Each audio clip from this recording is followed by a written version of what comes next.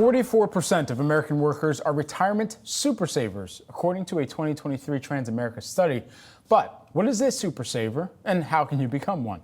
Here to break this down, we've got Ted Jenkin, who's the Oxygen Financial CEO and Certified Financial Planner. Ted, great to have you here on the program with us today. What is a super saver? Let's just start there.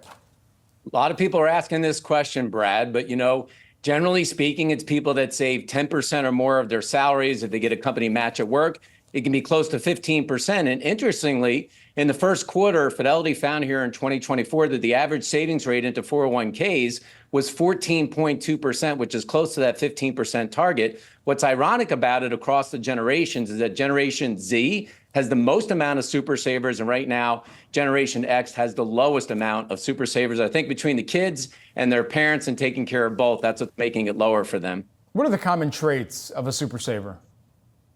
Well, the biggest thing is they're just not susceptible to lifestyle inflation. They use something called the rule of thirds, which means every time you get a pay raise at work, about a third is going to go to taxes, a third goes to fund, and then a third go to additional savings. In addition, a lot of these super savers now automatically enroll in their 401k. It's roughly 60% of all new enrollees in 401ks. It's automatic, and they have increases in savings on an automatic basis. And then last, they have mentors, whether it's in a group or you have a financial advisor or one-on-one, somebody to talk about money, savings, and things like that.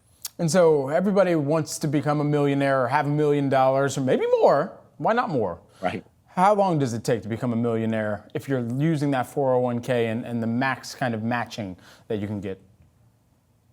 Well, unfortunately, Brad, there are no microwave millionaires in America. For all the time that I've been doing this, it takes people about 26 years to become a millionaire in their 401k at an average savings rate of 17%. And that's with the reasonable rate of return and making sure that they don't pull money out of their 401k. That being said, still less than 2% of all Americans are millionaires in their 401k. So we have a long way to go, but it takes roughly a quarter of a century to get there. You know, it's interesting, as we were looking through this survey and some of the findings here, it really comes back to, for retirement savings, how many people are actually going above and beyond and how many are not able to put away enough, whether they've been hit by the pandemic and that tapped them, or whether there is a medical issue that they've had to deal with. There can be so many different factors, but is there a retirement savings crisis that's looming right now?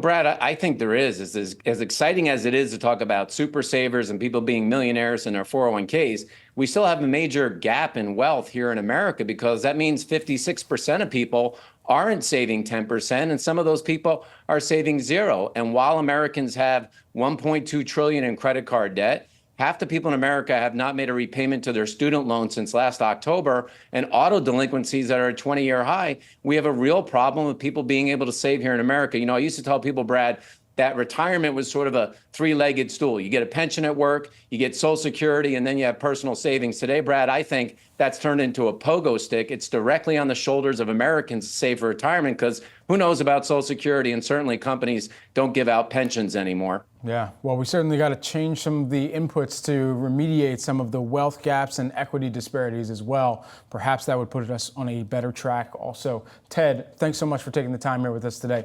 Ted Jenkin, Oxygen Financial CEO. Thanks for having me, Brad. Certainly.